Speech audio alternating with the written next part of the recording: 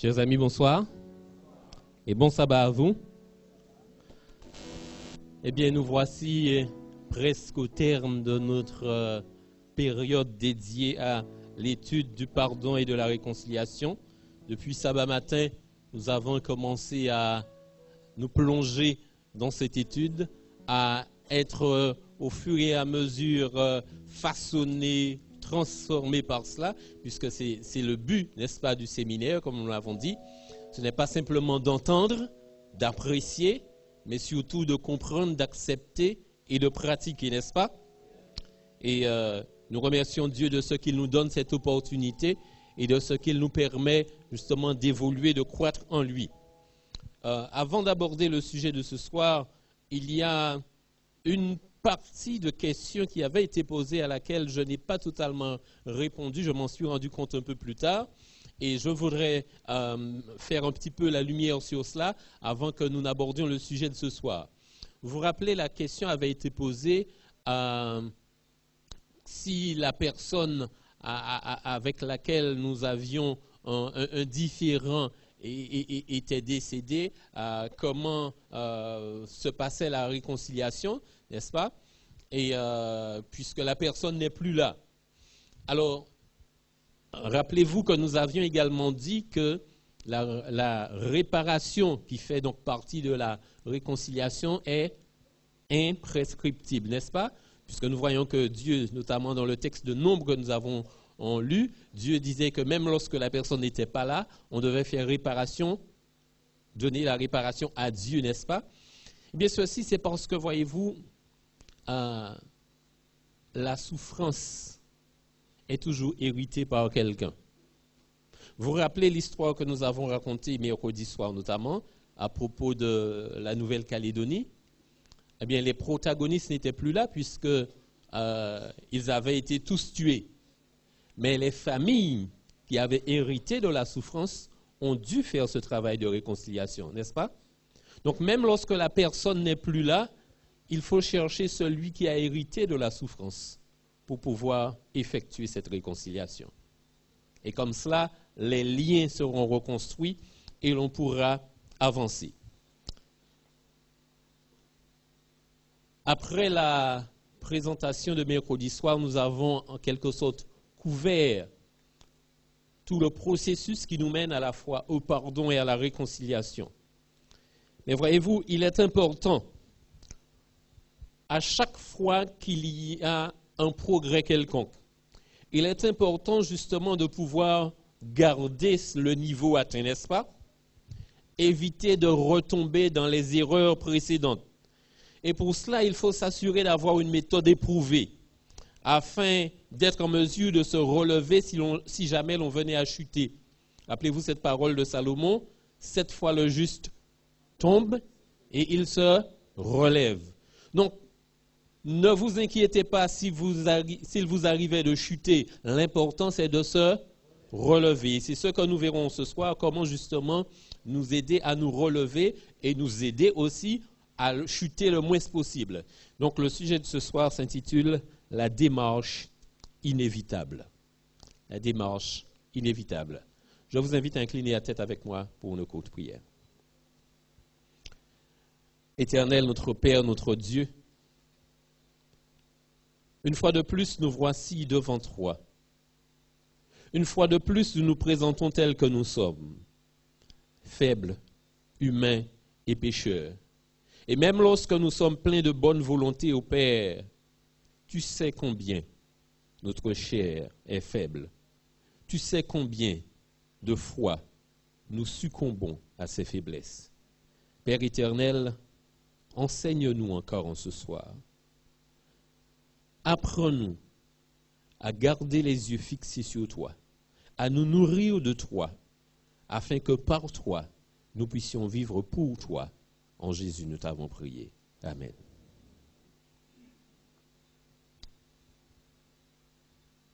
Ce soir, nous allons voir le renouveau et la croissance spirituelle à travers 2 étapes. Étape numéro 10, depuis le début. Nous continuons à nous examiner personnellement et si nous avons tort, nous l'admettons promptement. Nous continuons à nous examiner personnellement et si nous avons tort, nous l'admettons promptement. Vous savez, ce n'est jamais facile pour aucun d'entre nous d'admettre que nous avons tort, n'est-ce pas? Cela est d'autant plus difficile après que nous ayons franchi certains caps. Nous croyons être arrivés trop loin pour pouvoir nous retrouver à nouveau si bas. Mais hélas, c'est la réalité de notre humanité. Et c'est pourquoi donc il est nécessaire que nous soyons constamment vigilants. Voilà ce que nous dit l'apôtre Paul dans Romains chapitre 12, versets 1 à 3. Romains chapitre 12, versets 1 à 3. Je vous exhorte donc, frères, par les compassions de Dieu, à offrir vos corps comme un sacrifice vivant, saint, agréable à Dieu, ce qui sera de votre part un culte raisonnable. Ne vous conformez pas au siècle présent, mais soyez transformés par le renouvellement de l'intelligence, afin que vous discerniez quelle est la volonté de Dieu, ce qui est bon, agréable et parfait. Par la grâce qui m'a été donnée, je dis à chacun de vous de n'avoir pas de lui-même une trop haute opinion, mais de revêtir des sentiments modestes, selon la mesure de foi que Dieu a départie à chacun. L'apôtre Paul nous dit ici certaines choses très très importantes. C'est qu'il nous faut être constamment transformés par le renouvellement de notre intelligence, pour être en mesure de discerner la volonté de Dieu. Cela veut dire que nous ne devons pas penser que je connais la volonté de Dieu et puis nous satisfaire de cela. Parce que Dieu se révèle à nous au fur et à mesure que nous nous approchons de lui. Plus nous devenons intimes avec Dieu, plus il se révèle à nous, plus nous discernons mieux quelle est sa volonté. Donc se contenter et dire « je connais la volonté de Dieu », c'est se priver de toute croissance. Or, ce que Dieu voudrait, c'est que nous croissions avec lui. Salomon dit dans Proverbe 4, verset 18, « Le sentier du juste est comme une lumière resplendissante qui s'en va croissant jusqu'au milieu du jour. » Donc, il nous invite à croître constamment avec lui. Et comme le dit Paul encore une fois, jusqu'à la stature parfaite de Christ. Donc, pour pouvoir croître en Christ, il faut tout le temps apprendre de lui, n'est-ce pas? Donc, ne pas nous satisfaire de ce que nous connaissons. Et quel que soit ce que nous connaissons, quel que soit le volume de choses que nous connaissons, quelle que soit la qualité de choses que nous connaissons, l'autre chose que nous dit l'apôtre Paul, c'est de ne pas avoir une trop haute opinion de nous-mêmes.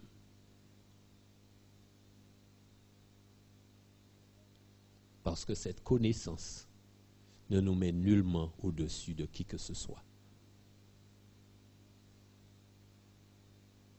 Elle nous permet seulement de nous approcher de là où Dieu voudrait que nous soyons.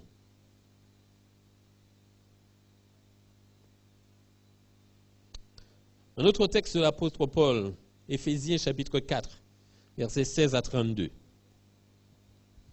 C'est de lui, c'est-à-dire de Christ, bien sûr, et grâce à tous les liens de son assistance, que tout le corps, bien coordonné et formant un solide assemblage, tire son accroissement selon la force qui convient à chacune de ses parties et s'édifie lui-même dans la charité.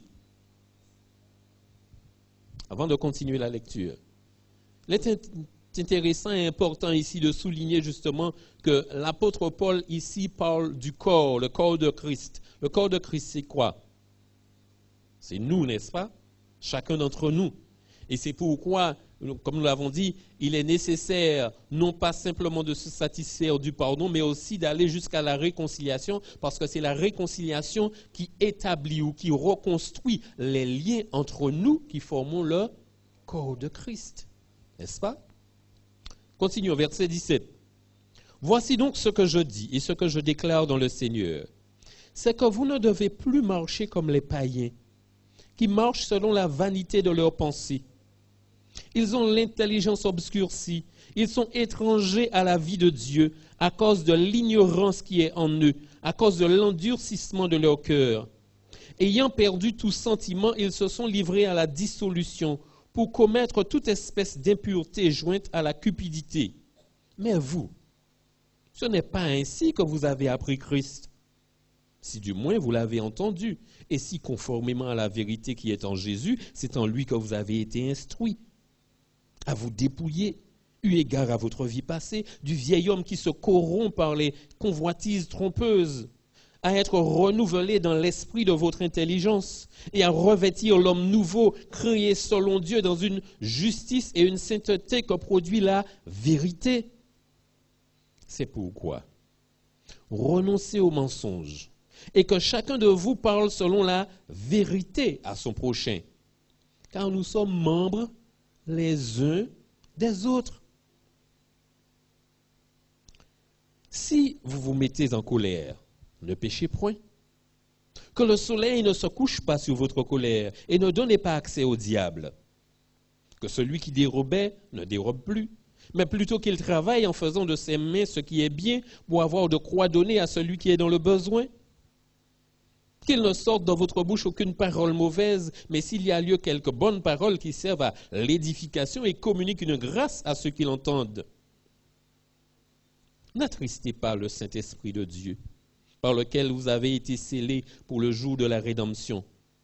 Que toute amertume, toute animosité, toute colère, toute clameur, toute calomnie et toute espèce de méchanceté disparaissent du milieu de vous. Soyez bons les uns envers les autres, compatissants, vous pardonnant réciproquement, comme Dieu vous a pardonné en Christ.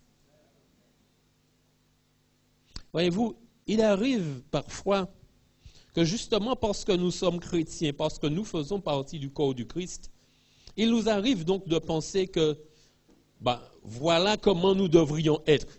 Et puisque c'est comme ça que nous devrions être, alors tout le monde doit faire pareil. Là encore, dans ce texte, l'apôtre Paul parle de renouvellement de l'intelligence. Là encore, il parle de pardon réciproque. Pourquoi est-il nécessaire de se pardonner réciproquement? C'est parce que nous ne sommes pas parfaits. C'est parce que nous commettons des erreurs.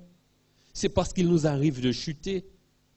Mais ce n'est pas parce que l'on a chuté qu'on devient ennemi de son frère ou de sa sœur, n'est-ce pas? Rappelez-vous, nous sommes membres les uns des autres, un même corps. Vous savez, le corps a ceci de particulier, que quel que soit l'endroit qui est affecté, qui est attaqué, tout le corps le ressent, pas vrai?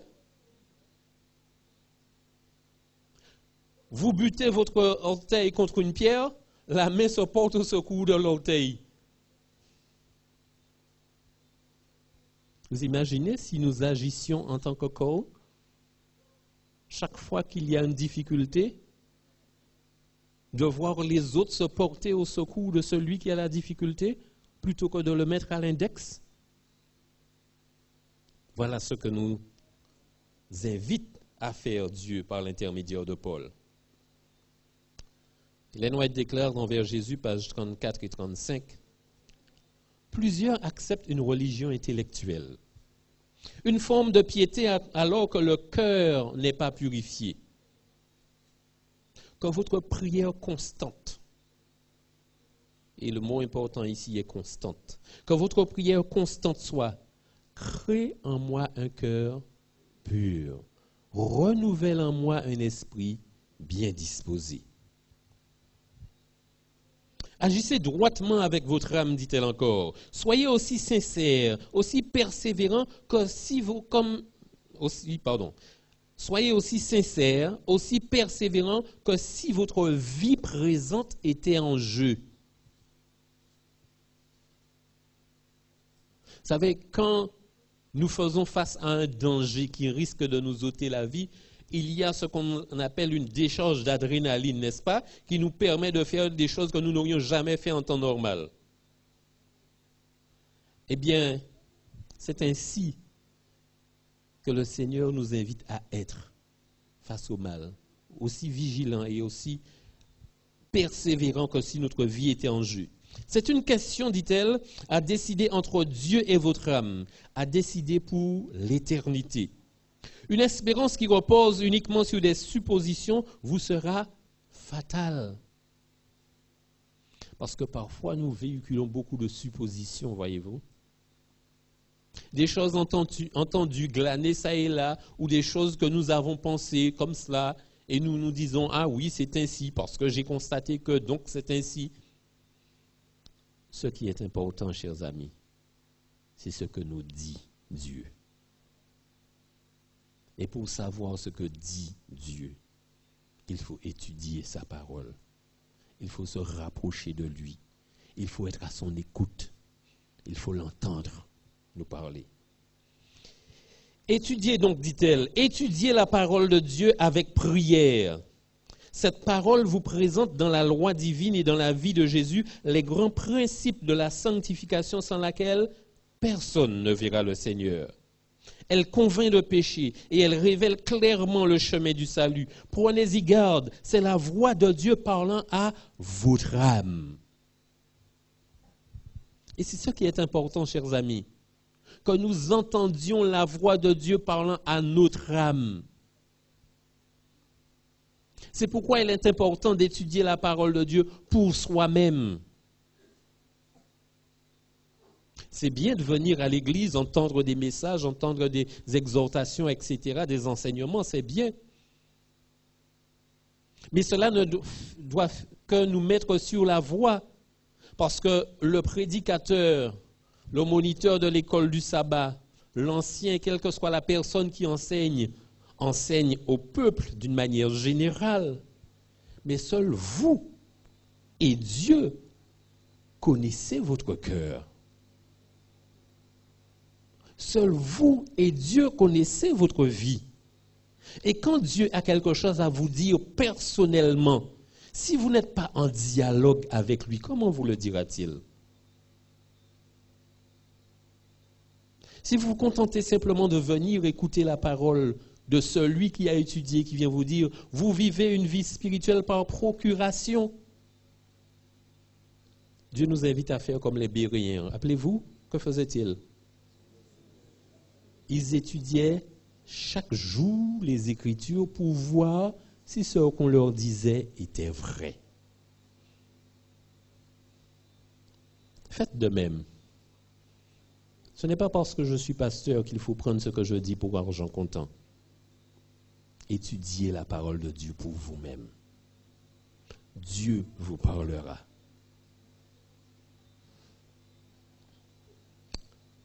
Elle continue en disant, quand vous verrez l'énormité du péché, quand vous verrez tel que vous êtes, ne vous laissez pas aller au désespoir. C'est pour sauver des pécheurs que Jésus-Christ est venu en ce monde. Nous n'avons pas à apaiser Dieu envers nous, puisque, ô amour insondable, c'est Dieu qui réconcilie en Jésus-Christ le monde avec lui-même. C'est Dieu qui réconcilie en Jésus-Christ moi avec lui-même. Donc je n'ai pas à apaiser Dieu envers moi, contrairement à ce que l'on fait croire parfois, et notamment aux enfants, Dieu est fâché contre toi parce que tu as fait ci, tu as fait cela. Non. puisque c'est Dieu qui suscite en nous l'élan pour aller vers lui, parce qu'il nous a déjà pardonné ce que nous sommes. Et c'est parce qu'il nous a pardonné ce que nous sommes qu'il nous pardonne ce que nous faisons. Il attire par son tendre amour le cœur de ses enfants égarés. Il n'est pas de parents terrestres qui sachent manifester envers leurs enfants la patience que Dieu exerce envers ceux au salut desquels il travaille. Nul ne pourrait plaider avec plus de tendresse auprès du transgresseur. Jamais lèvres humaines n'ont adressé aux égarés des supplications plus aimantes. Toutes ces promesses, tous ces avertissements ne sont que les manifestations d'un amour indicible. Donc Dieu nous appelle à lui. Il nous appelle au dialogue. Il nous appelle à l'écouter. C'est pourquoi, et je continue la lecture, quand Satan vient vous dire que vous êtes un grand pécheur, élevez vos regards vers votre Rédempteur et parlez de ses mérites. Ce qui vous aidera sera de chercher sa lumière. Reconnaissez votre péché, mais dites à l'ennemi que Jésus-Christ est venu dans le monde pour sauver les pécheurs et que vous pouvez être sauvés par son amour infini.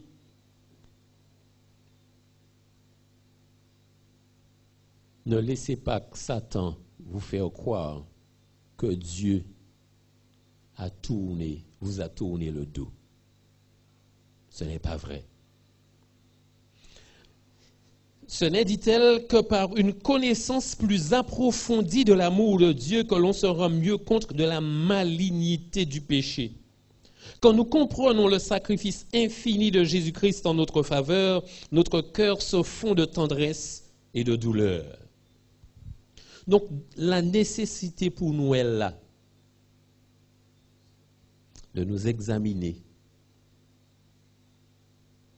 Et en nous examinant à la lumière de la parole de Dieu, nous apprendrons à reconnaître honnêtement lorsque nous avons tort. Nous apprendrons à aller vers Dieu pour recevoir le pardon et vers notre prochain pour recevoir le pardon ou pour pardonner ou pour être réconcilié. Étape numéro 11, l'avant-dernière, la dernière nous la verrons demain. Par la prière et la méditation, nous cherchons à améliorer notre contact conscient avec Dieu, priant pour la connaissance de sa volonté nous concernant et le pouvoir de l'exécuter. Quels sont les moyens qui nous sont donnés pour pouvoir parvenir à tout cela? La prière et la méditation. Quels sont ces deux éléments? Qu'est-ce que la prière? Parler avec Dieu, communiquer avec Dieu.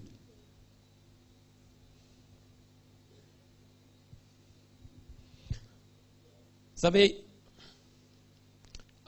Dieu, il a différents moyens de nous parler. D'ailleurs, nous en verrons quelques-uns tout à l'heure.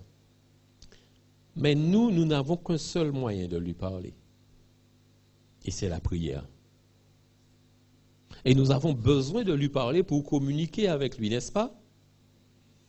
Et c'est pourquoi la prière ne doit pas être une vaine répétition de paroles, nous dit Jésus, n'est-ce pas? Dire tout le temps la même chose, ça ne signifie rien. Quand vous rencontrez vos amis, vous ne répétez pas la même chose que vous avez dit la veille. D'accord? Vous lui donnez les dernières nouvelles. Vous lui dites comment vous vous sentez par rapport à ceci ou par rapport à cela. Eh bien, Dieu doit être ainsi. Parler à Dieu comme on parle à son plus intime ami. C'est ça la prière. Et c'est quoi la méditation? Écoutez Dieu nous parler. Voyez-vous, pour qu'il y ait communication, il faut que ça aille dans les deux sens, n'est-ce pas? Je te parle, pendant que je parle, tu m'écoutes, n'est-ce pas? Après, je me tais et toi tu parles, et pendant que toi tu parles, moi je t'écoute. Et c'est ça qui fait la communication. Donc la méditation, c'est écoutez Dieu. Écoutez ce que Dieu a à nous dire. Ce que nous disions tout à l'heure, entendre Dieu nous parler. Si nous ne pouvons entendre Dieu nous parler lorsque nous nous mettons à son écoute, n'est-ce pas?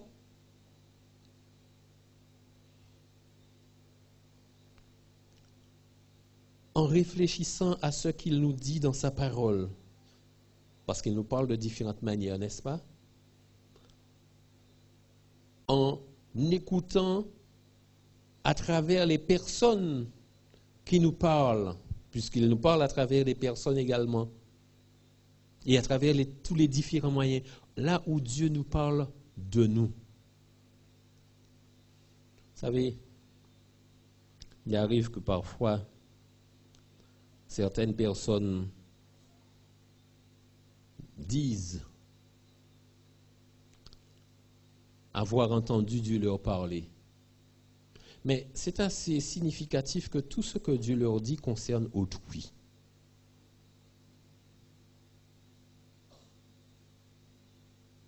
Vous savez, quand Dieu nous parle, il nous parle d'abord de nous-mêmes.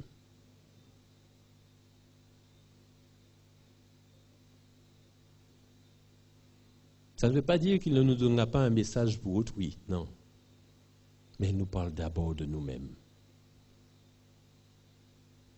Et c'est à travers la méditation que nous apprenons à l'écouter. Psaume 119, versets 9 à 16. Comment le jeune homme rendra-t-il pur son sentier? En se dirigeant d'après ta parole. Je te cherche de tout mon cœur. Ne me laisse pas égarer loin de tes commandements. Je serre ta parole dans mon cœur, afin de ne pas pécher contre toi. Béni sois-tu, ô Éternel, enseigne-moi tes statuts. De mes lèvres, j'énumère toutes les sentences de ta bouche. Je me réjouis en suivant tes préceptes, comme si je possédais tous les trésors. Je médite tes ordonnances. J'ai tes sentiers sous les yeux. Je fais mes délices de tes statuts. Je n'oublie point ta parole.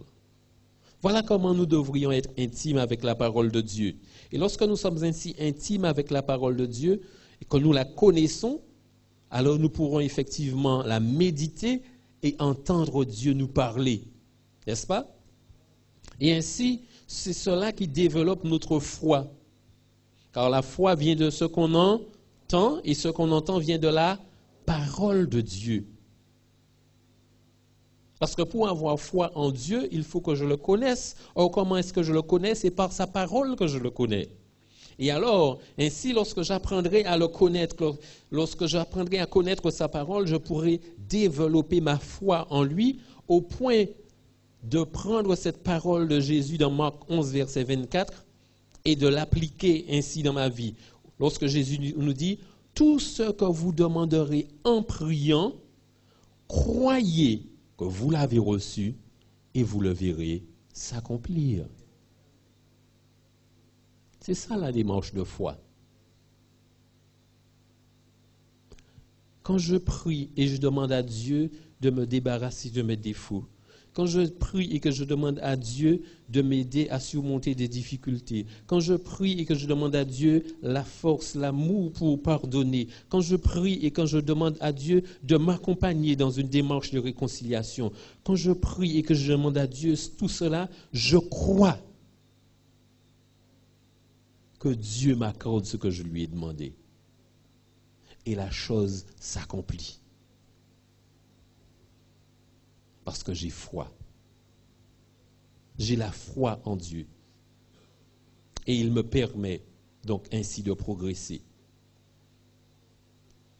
Ainsi, chers amis, nous devons, jour après jour, cultiver notre relation avec Dieu. Comme je le disais tout à l'heure, il y a différents moyens dont Dieu se sert pour pouvoir nous parler. Vers Jésus, page 85, il est dit, ils sont multiples les moyens dont Dieu se sert pour s'adresser à nous et nous faire entrer dans sa communion. La nature parle sans cesse à nos sens.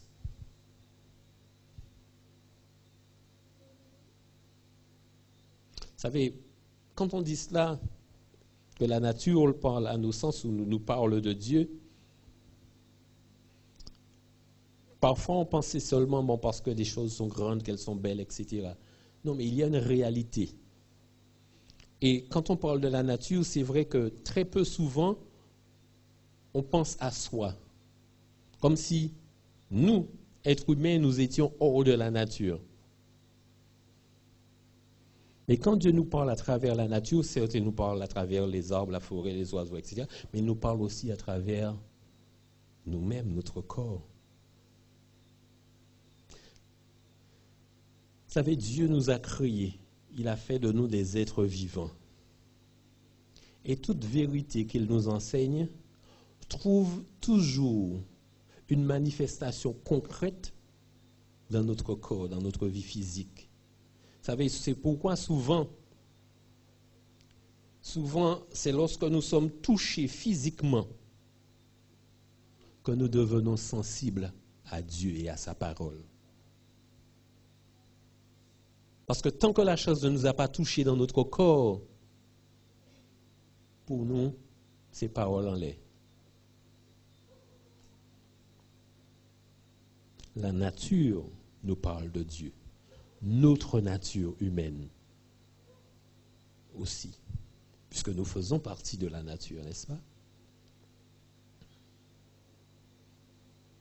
Le poète et le naturaliste peuvent nous parler de la création. Mais c'est le chrétien qui peut le mieux en apprécier les richesses, et que dans une fleur, dans une plante, dans un arbre, il voit les preuves de son amour. Dieu nous parle aussi par les événements de la vie. Ce qui se passe autour de nous.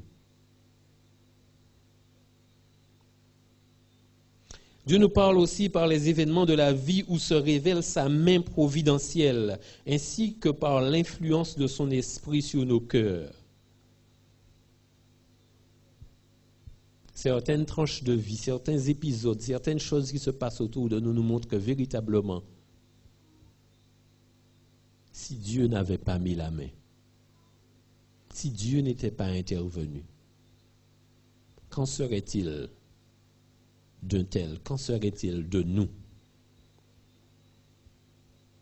Donc Dieu nous parle par la nature, il nous parle par les événements de la vie, il nous parle dans sa parole, ça nous le savons, nous l'avons déjà dit.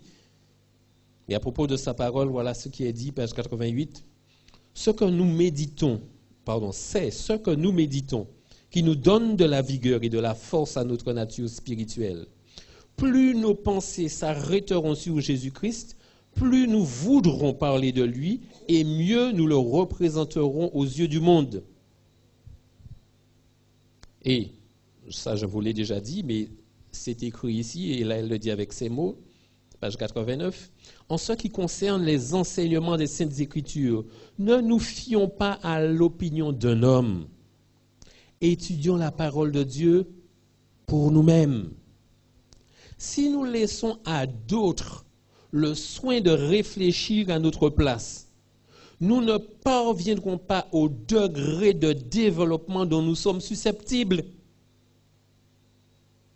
Parce que Dieu a un développement pour chacun d'entre nous auquel il prévoit que nous parvenions.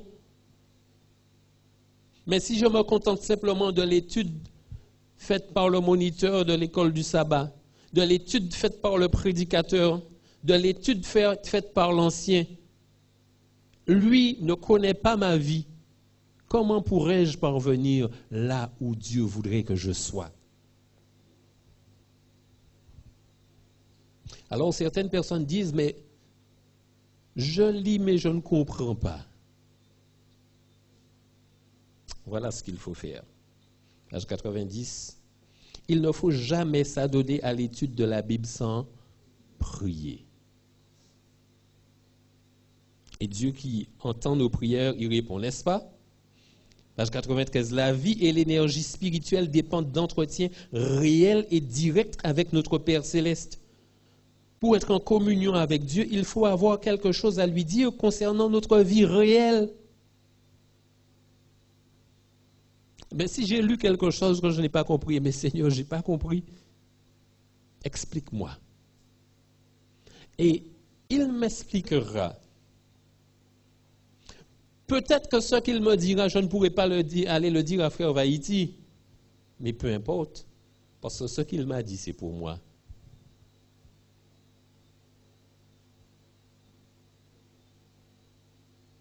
Quand je lui parle, je l'écoute et il me répond. Et au fur et à mesure que je dialogue ainsi avec lui, ma connaissance de lui augmentera. Et je comprendrai la parole qu'il a pour moi.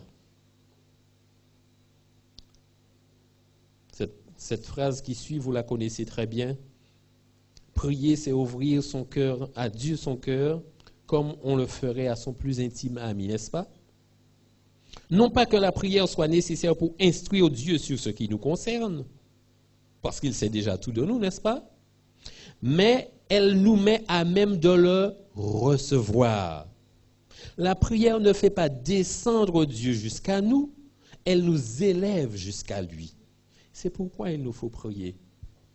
Pas pour informer Dieu, mais pour que nous soyons disponibles à Dieu, pour que nous soyons disposés envers Dieu. Donc, chers amis, chers frères et sœurs, Dieu nous invite à cultiver cette relation avec lui. Il nous a enseigné durant cette semaine à propos du pardon et de la réconciliation. Si nous voulons être des hommes et des femmes, des enfants du Seigneur, des membres du corps du Christ, qui pratiquent le pardon et la réconciliation, il nous faut apprendre à vivre avec Dieu jour après jour.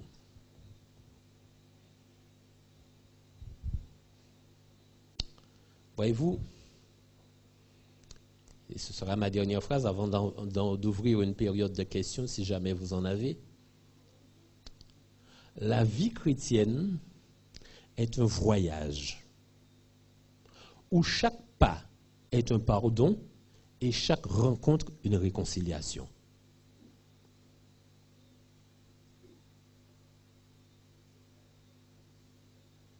Lorsque nous apprendrons à vivre les choses de cette manière, nous verrons alors que nous pourrons aller bien loin dans ce voyage avec Dieu.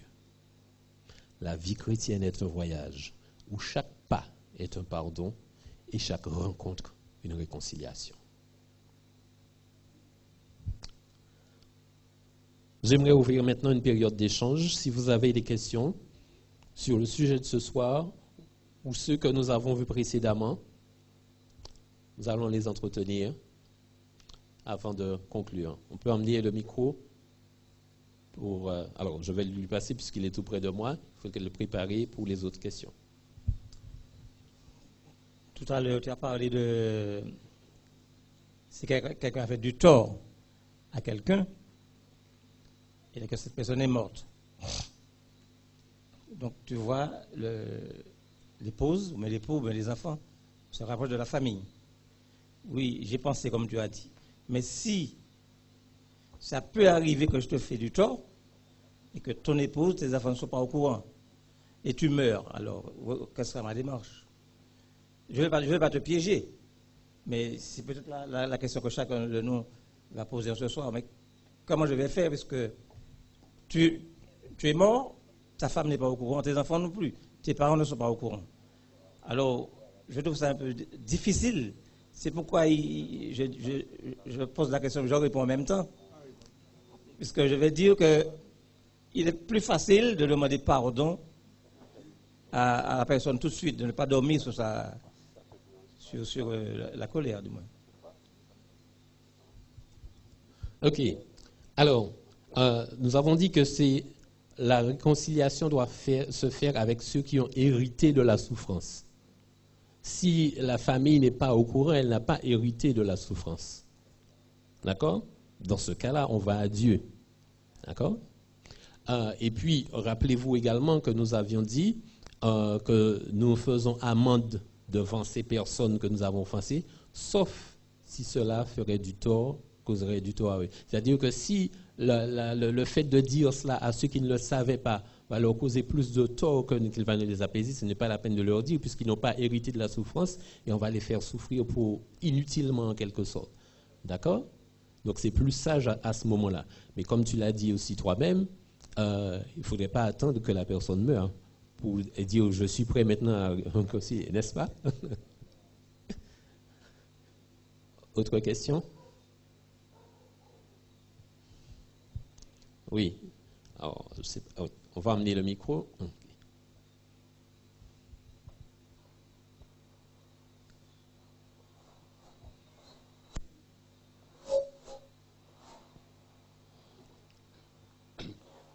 Bon, des exemples, des situations, je pense qu'on pourra en avoir à l'appel. Et je ne suis pas sûr que l'on puisse ce soir trouver toutes les solutions. Mais l'exposé de ce soir est intéressant parce que tu sors du débat offensé-offenseur. Et tu es en train de dire ce soir, c'est ma compréhension des choses, hein.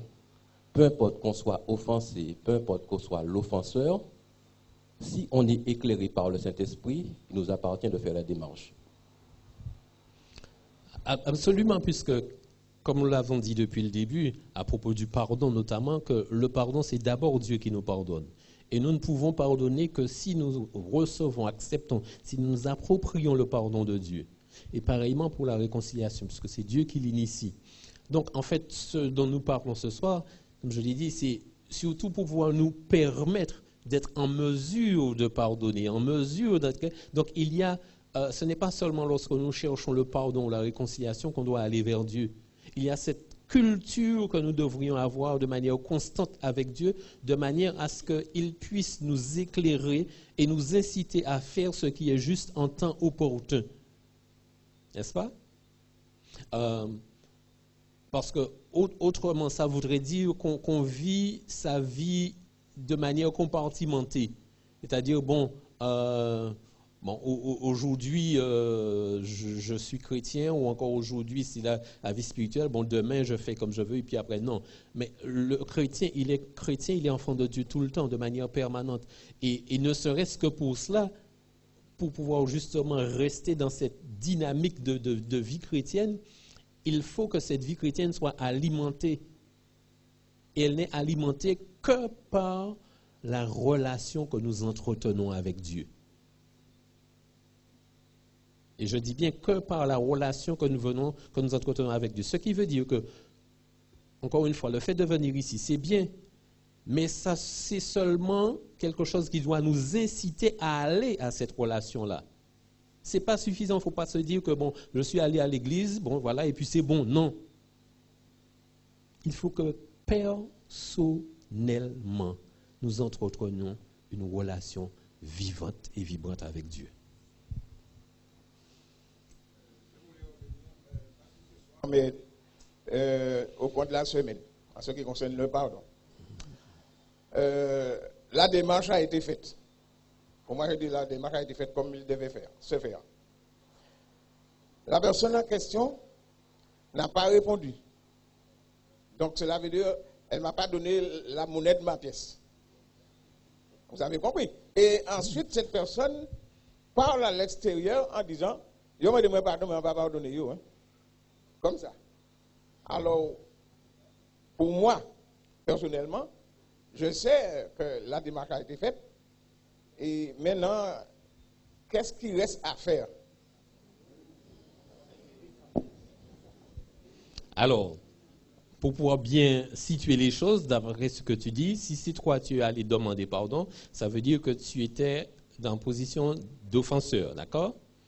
Tu as reconnu ta faute, tu es allé vers cette personne que tu as offensée et tu as demandé pardon, d'accord? Et la personne n'a pas accepté de te pardonner.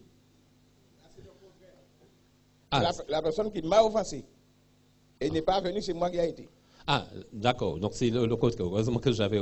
Donc, la personne t'a offensé, elle n'est pas venue vers toi, d'accord? Mais toi, l'offensé, tu es allé lui dire que tu lui pardonnes. D'accord? Et donc, alors, pourquoi est-ce que cette personne dit qu'elle n'a pas pardonné? Elle n'a pas à pardonner, c'est toi qui as pardonné. D'accord? Elle n'a peut-être pas accepté le pardon que tu lui offres. D'accord? Mais elle n'a pas à pardonner puisque c'est toi l'offensé. D'accord? Donc toi l'offensé, tu as pardonné.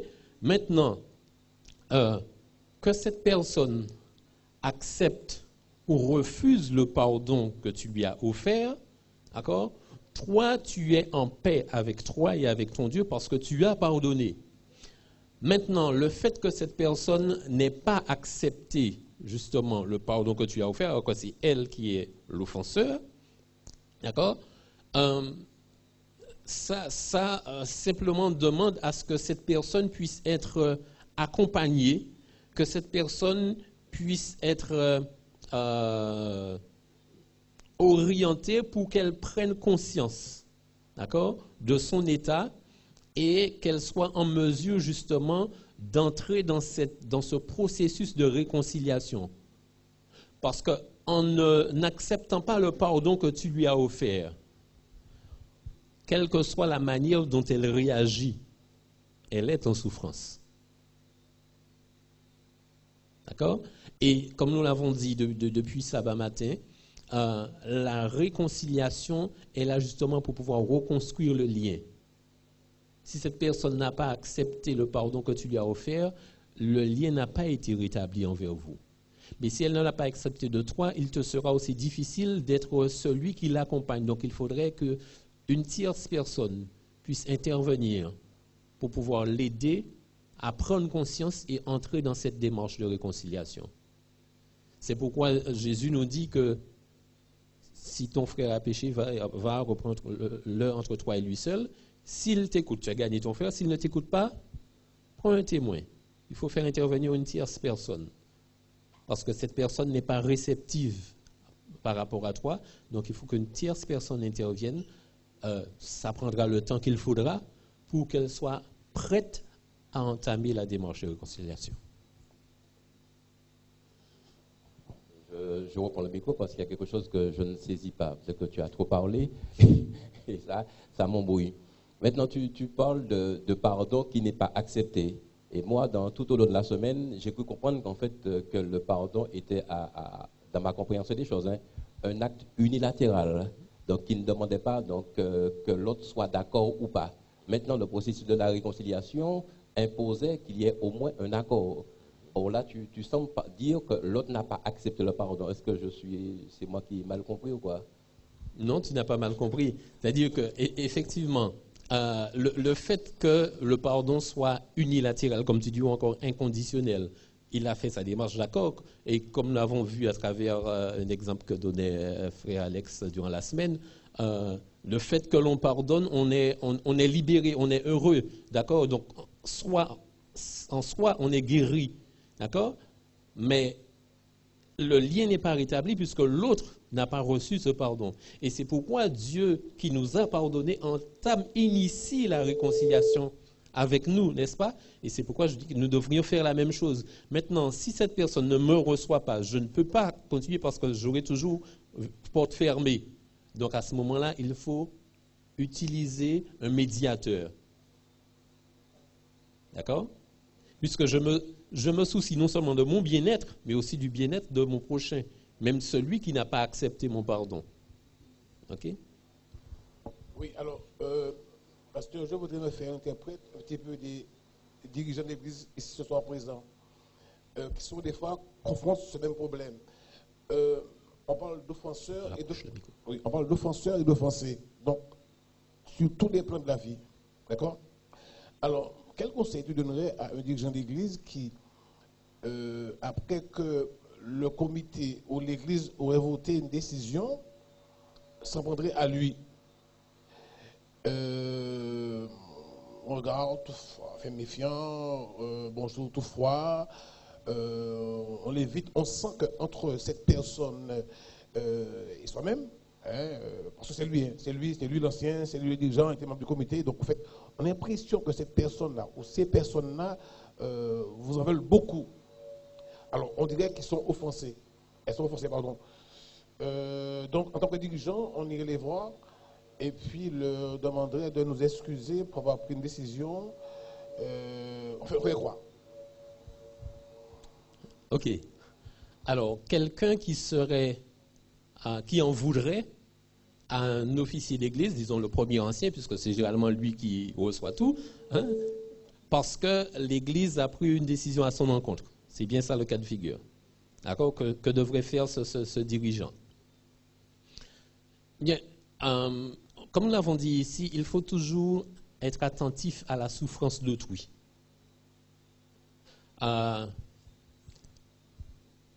C'est plus facile, humainement, c'est plus facile de s'en prendre à une personne qu'à un groupe ou à une institution.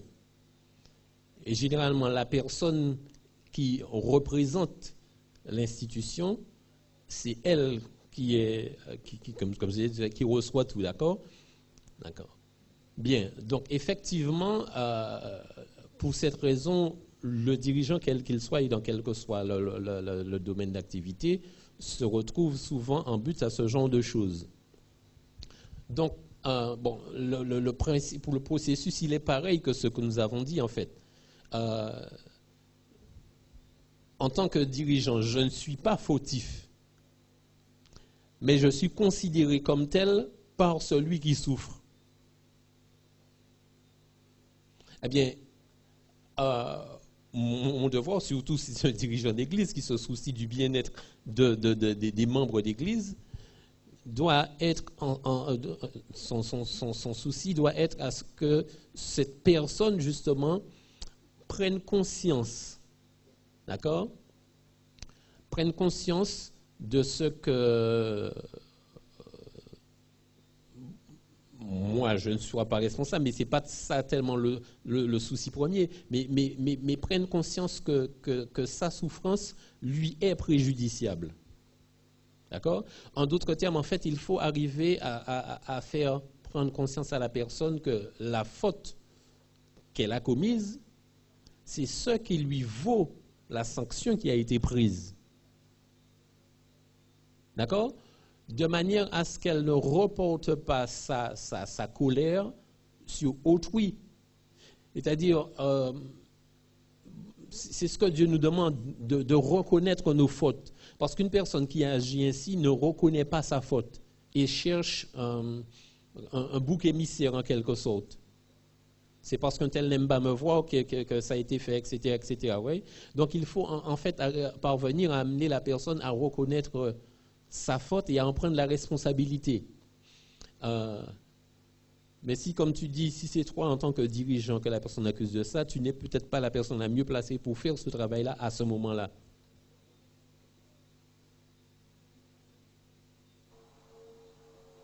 Et en tout cas, c'est le but auquel il faudrait parvenir. D'accord, ok. J'allais dire autre chose, mais non. Je te dirai la partie. D'accord. Ok, s'il y a une dernière question, on va la prendre parce que l'heure est déjà avancée. Non, s'il n'y en a pas, d'accord. Alors, au vu de ce que nous avons considéré ce soir, nous allons revenir sur les deux engagements et, comme chaque soir, les répéter, en exhortant donc chacun à, alors que nous répétons ce qui est dit, ne pas simplement les répéter parce que je vous demande de les répéter, mais de le répéter parce que vous êtes pleinement conscient de ce à quoi vous vous engagez en le disant, n'est-ce pas? Ce soir, nous avons vu le renouveau et la croissance spirituelle, d'accord? Pardonner, c'est bien, se réconcilier, c'est bien, mais ça nous permet justement de croître, d'accord? De progresser. Et c'est dans cette progression que nous allons pouvoir nous approcher de l'idéal que Dieu a pour chacun d'entre nous. Donc voilà l'engagement, d'abord au pluriel et ensuite au singulier.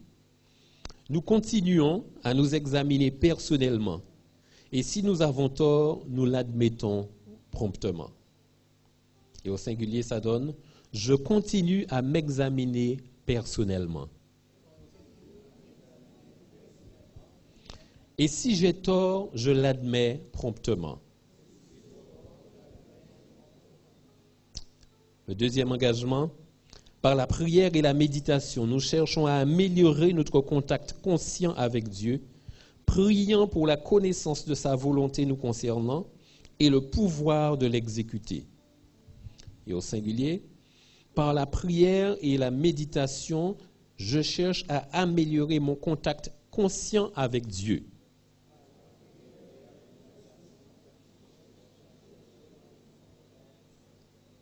Mon contact conscient avec Dieu, priant pour la connaissance de sa volonté me concernant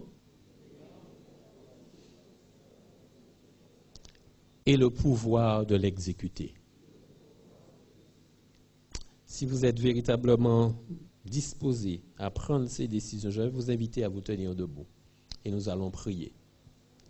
Alors que vous vous tenez debout, demain, nous allons vous faire parvenir 2 feuillets, un qui récapitule toutes les différentes étapes que nous avons vues depuis sabbat après-midi, et un autre, justement, où vous allez écrire vous-même ces mêmes étapes-là, ces mêmes engagements-là, mais en les mettant au singulier. Donc, je vous le dis déjà, de manière à ce que vous puissiez vous préparer mentalement, spirituellement à cet exercice, parce que, voyez-vous, encore une fois, ce qui est important pour nous, ce n'est pas d'avoir passé une semaine où nous avons entendu des choses que nous avons pu apprécier, mais c'est ce que nous ferons de ce que nous avons entendu qui importe. Et pour que cela nous soit profitable, il est important que nous puissions l'étudier et le réétudier avec l'aide de l'Esprit de Dieu. Je vous invite à incliner la tête et prions ensemble. Éternel, notre Père, notre Dieu, en ce soir, nous te sommes reconnaissants de ce que tu as mis à notre disposition. Tout ce qui nous est nécessaire pour pouvoir nous rapprocher de toi, pour pouvoir nous rapprocher de nos frères, de nos sœurs, de ceux qui constituent avec nous le corps de Christ. Père éternel, puisses-tu nous aider. Tu vois et tu connais chaque personne ici présente. Tu sais pour quelles raisons chacun se tient debout en cet instant. Tu connais le degré d'implication de chacun qui prend cette décision ce soir.